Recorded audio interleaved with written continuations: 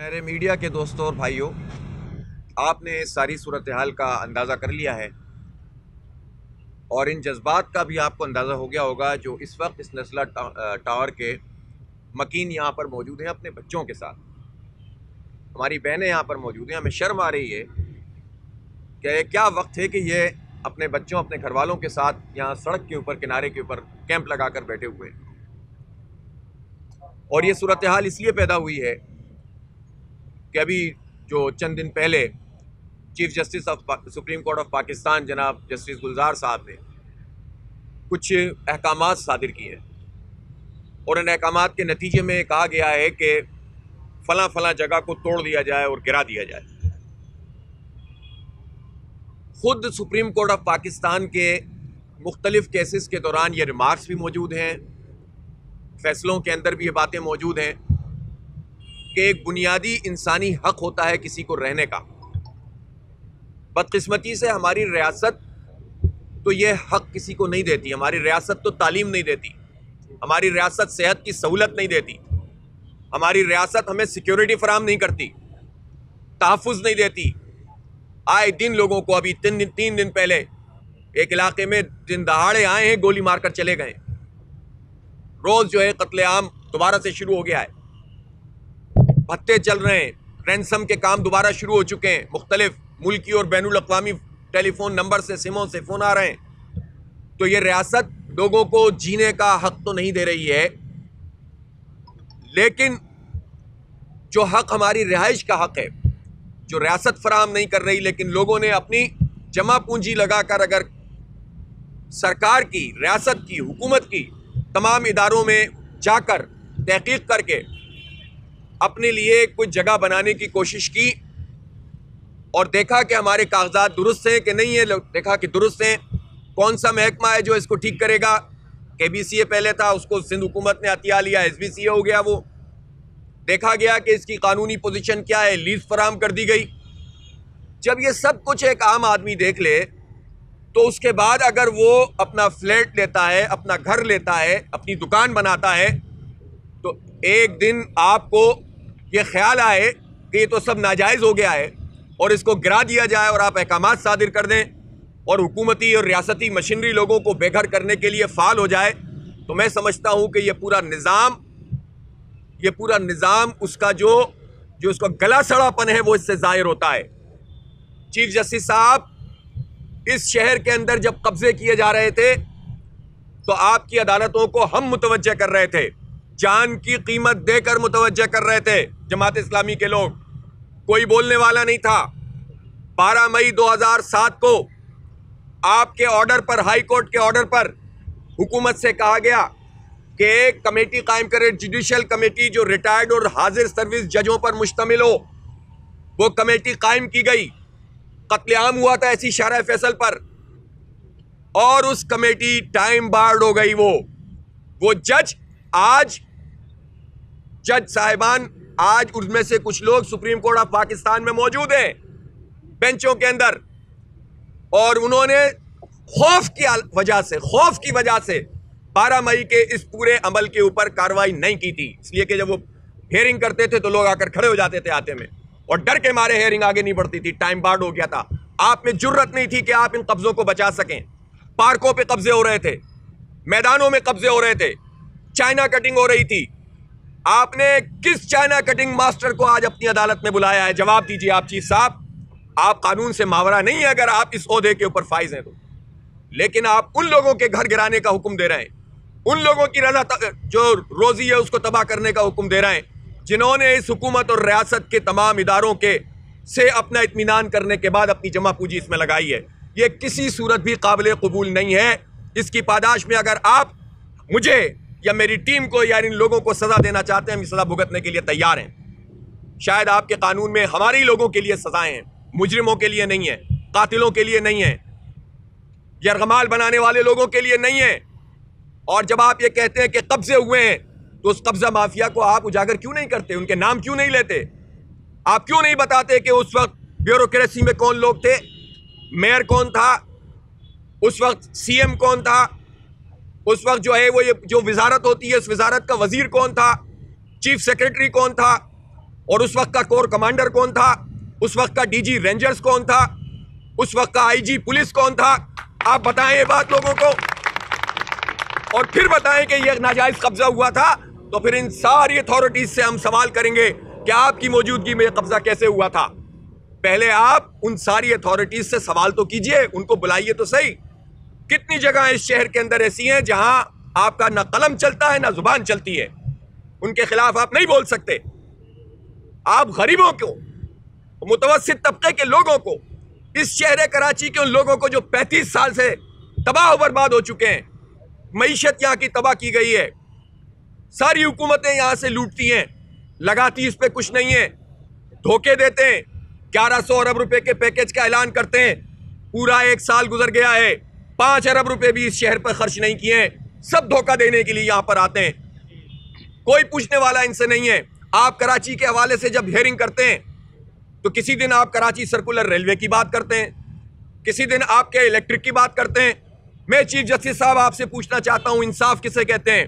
3 करोड़ से जायद लोगों का यह शहर है, 29.5 लाख के इलेक्ट्रिक के सारिफीन हैं, 5 साल से जायद तो सिर्फ जमात इस्लामी की पिटीशन को हो गया है, आपकी अदालत में पड़ी हुई है।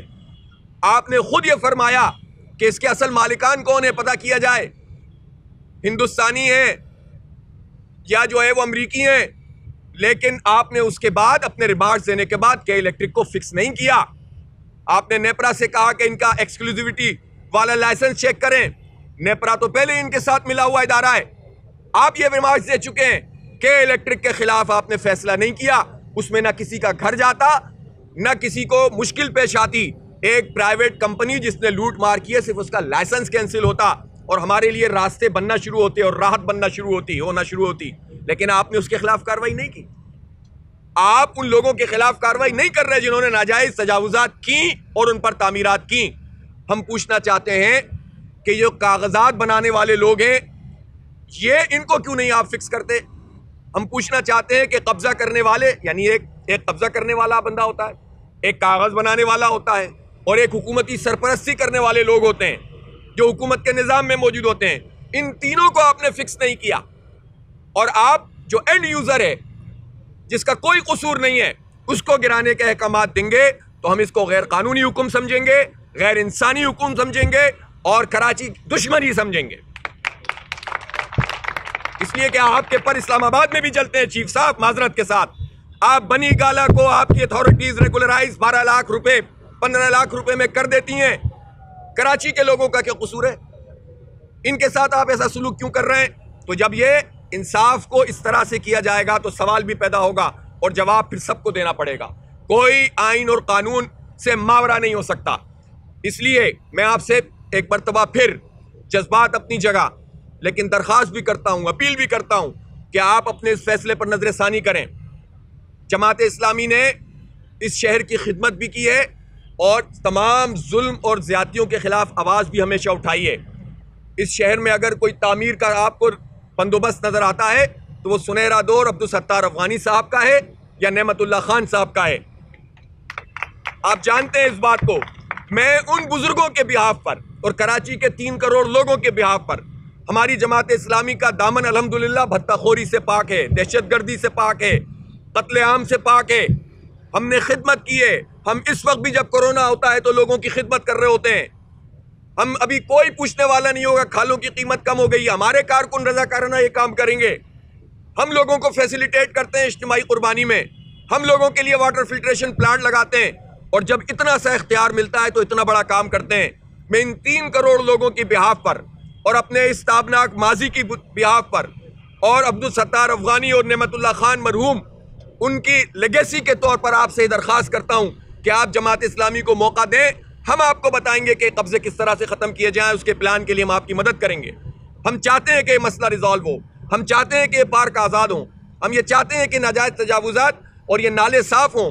आज ये नालों को, जब एक तरफ आपकी तरफ से ये बात आ रही थी कि हुकूमत 1 हफ्ते के अंदर मैं ये बात बताए कि औरंगी और गुज्जर नाले के लोगों की कंपनसेशन के लिए आपने क्या किया है, और उसी दौरान में जब इन लोगों ने आज मुजाहिरा किया है और बिलावल हाउस की तरफ गए तो उनको रोका गया है, उनको गिरफ्तार किया गया है। मैं इसकी मजम्मत करता हूं। कोई भी आदमी कहीं पर जाकर बैठ रहा है कभी पूछे तो सही कि वो क्यों गटर के ऊपर जाकर बैठ रहा है, वो क्यों नाले के ऊपर बैठना चाहता है, ये रियासत उसको देती क्या है? क्यों वो अपने बच्चों को जो है वो इन मिट्टी और कीचड़ के अंदर पाल रहा है? कभी पूछा है आपने इन लोगों से? और कौन है जो उनको लाकर बिठा रहा है? वो कौन सा महकमा होता है जो जिसको पूरा कराची छोड़कर वो इन नालों के ऊपर बिठाता है? कौन होता है जो वहां पर किराए का निजाम चलाता है? कौन होता है जो वहां तामीरात करता है और कोई पूछता नहीं है? और फिर आपकी तरफ से हुक्मनामा आता है कि गिरा दो। ये मसले का हल नहीं है। हम आपकी मदद करना चाहते हैं, हम कराची के लोगों की मदद करना चाहते हैं। आप हमें मौका फराहम करें, हम पिटिशन भी फाइल करेंगे इंशाल्लाह। और हम ये चाहते हैं कि यह मसला हल हो और लोगों को, अगर आप समझते हैं, अव्वल तो यह है कि खासतौर पर यह नस्ला टावर आपसे कहा गया कि नाले पे बना हुआ है। नाला तो मौजूद है यहाँ पर, देख लें नाले पे कहाँ बना हुआ है। आपको किसने बताया कि इसके कागजात जो है वो दुरुस्त नहीं है? तो ये लोग बताते हैं कि नहीं, हमारा ये मसला नहीं है। अगर ये नाजायज़ है तो ये नाजायज़ जिन लोगों ने बनाया था वो कहाँ हैं? वो आपके फैसले में शामिल नहीं है। दूसरी बात ये है कि अगर इसको गिराना भी है तो इसी जैसा टावर किसी कानूनी जगह पर पहले बनाइए, इनको बाइज्जत तरीके से शिफ्ट कीजिए, फिर इसको चाहिए आप इसको गिरा दीजिए। आप लोगों को ये मंजूर है भाई?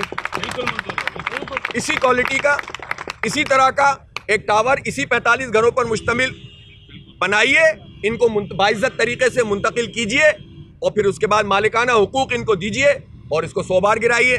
लेकिन जब आप ये नहीं कर सकते तो आप इन लोगों के साथ ये मजाक नहीं कर सकते। और मैं इस मौके पर सूबाई हुकूमत से भी पूछता हूं कि वो कहां है? पीपल्स पार्टी जिस किरदार का मुजाहरा कर रही है, 13 साल से मुसलसल इख्तिदार में है, इनके साथ 5 साल MQM इन 5 सालों में भी और 1988 से लेकर भी इख्तिदार में रही है। अभी भी ज़ाहिरी तौर पर यह वफाकी हुकूमत और सूबाई हुकूमत की नूरा कुश्ती होती है। तमाम उमूर में इनका ज़बरदस्त किस्म का अलायंस है। और इसको देखना हो तो सादिक संजरानी को सेनेट का चेयरमैन बनाने से लेकर आज तक के फैसलों को देख लीजिए। PTI और पीपल्स पार्टी बिल्कुल एक साथ मिले हुए हैं और दोनों माशाल्लाह इस्टेब्लिशमेंट के मंजूर नज़र भी हैं। उनके साथ ज़ाहिर MQM भी हुकूमत में शामिल है। कराची ट्रांसफॉर्मेशन प्लान है, उसमें ये तीनों मौजूद हैं। कोर कमांडर की निगरानी में बनी हुई ये कमेटी है। 1 साल 28 अगस्त को यहाँ पर बारिशों का आखिरी स्पेल हुआ था। उसके बाद 4 दिन बाद आपने कमेटी बनाई थी, वजीर आजम तशरीफ लाए थे, उन्होंने 1100 अरब रुपए के पैकेज का ऐलान किया था। आप मुझे बताएं उसके बाद जो इफ्तिताह KCR का किया शेख रशीद साहब ने, वो कहाँ है? कराची सर्कुलर रेलवे, उसकी पटड़ियाँ कहाँ हैं? उसकी ट्रेनें कहाँ हैं? उसका मंसूबा कहाँ है? आप K4 मंसूबे की बात करते हैं। जो मंसूबा नेमतुल्लाह खान ने कंसीव किया उस पर काम शुरू करा दिया। 2010 में 650 मिलियन गैलन पानी तक का बंदोबस्त हो जाना था। 16 साल गुजरने के बाद इन सब लोगों ने एक कतरा पानी का इजाफा भी कराची के लिए नहीं किया। आखिरी मंसूबा K3 नेमतुल्लाह खान साहब ने मुकम्मल किया था। आपने पूछा किसी से कि 16 अरब रुपए कहाँ चले गए? किन किन इदारों ने ठेकेदारी की है इस K4 की और क्यों की है जब इसका डिजाइन ही ठीक नहीं था? आप सवाल कर सकते हैं FWO से, पूछ सकते हैं आप उनसे। ये कराची के लोग हैं जो टैक्स भी दें, ये कराची के लोग हैं जो पाकिस्तान को 67% रेवेन्यू दें, सिंध को 95% रेवेन्यू दें। इनकम टैक्स की बात हो तो कराची का इनकम टैक्स एक तरफ, पूरे मुल्क का दूसरी तरफ। खाने के लिए कराची है, लगाने के लिए किसी को होश नहीं होता। और बदकिस्मती से कराची को बर्बाद और तबाह करने वाले वो लोग हैं जो कराची के नाम पर और कराची के लोगों के नाम पर अब धंधेबाजी करते रहें। अफसोस की बात तो हमारे एक देखा जो तीर खा के कमीगाह की तरफ अपने ही दोस्तों से मुलाकात हो गई। हमारे साथ तो यही सलूक किया गया है। कोटा सिस्टम हम पर आयद कर दिया जाता है। वफाकी हुकूमत ने गैर मुअय्यना मुद्दत के लिए 40 साल के बाद इजाफा कर दिया इमरान खान और MQM ने मिलकर। मरदमशुमारी जाली हमारी मंजूर हो गई। हुकूमत कहती है कि इसलिए मंजूर कर रहे हैं, जाली मंजूर है तो गलत, लेकिन मंजूर इसलिए कर रहे हैं कि दूसरी करानी है। दुनिया में कहीं ऐसा होता है कि गलत चीज़ की कानूनी मंजूरी दे दी जाए ताकि सही चीज़ हो जाए? लेकिन हमारे साथ ये सलूक भी किया गया और अब हमें बेघर भी किया जा रहा है। नाकाबिल कबूल है। हम मुज़ाहिमत करेंगे इसकी, इंशाअल्लाह हम खड़े होंगे यहाँ पर। आप गिराने आएंगे, हम खड़े होंगे, इन सब लोगों के साथ खड़े होंगे इंशाअल्लाह ताला। और फिर जो आपकी मर्जी आए आप कर लीजिए। इस तरह नहीं कराची को आप बर्बाद कर सकते। आप रिवाइज कीजिए, रिविजिट कीजिए, आप बिल्कुल ठंडे दिमाग से सोचिए, आप तमाम लोगों का जायजा लीजिए। हम मदद करेंगे आपकी इंशाअल्लाह। हम कानून को हाथ में नहीं लेना चाहते। हम आइन के पासदारी की बात करते हैं, सबसे ज्यादा करते हैं जितने लोग दावे करते हैं। जितने लोग फैसले करने वाले उनसे ज़्यादा कानून की पाबंदी करते हैं। इसलिए आप हमें यह ना समझें कि हम आज जज्बात में आकर इस तरह की बात कर रहे हैं। हम आपसे चाहते हैं कि आप इसको रिविजिट करें और लोगों को मुतबादिल प्रॉपर तरीके से फराहम करें अगर आपको गिराना ही है। और आपका इंसाफ उस वक्त पता चलेगा जब आप बड़े बड़े लोगों और ताकतवर लोगों के खिलाफ भी उसी तरह से इक़दाम करेंगे और फिर उसी तरह से उसका ताक़ुब करेंगे। उस वक्त पता चलेगा जब आप असल मुजरिमों को बेनकाब करेंगे। बस हमारी बात इतनी ही है, जमात इस्लामी अपने इन भाइयों, अपनी बहनों, इन बच्चों के साथ है।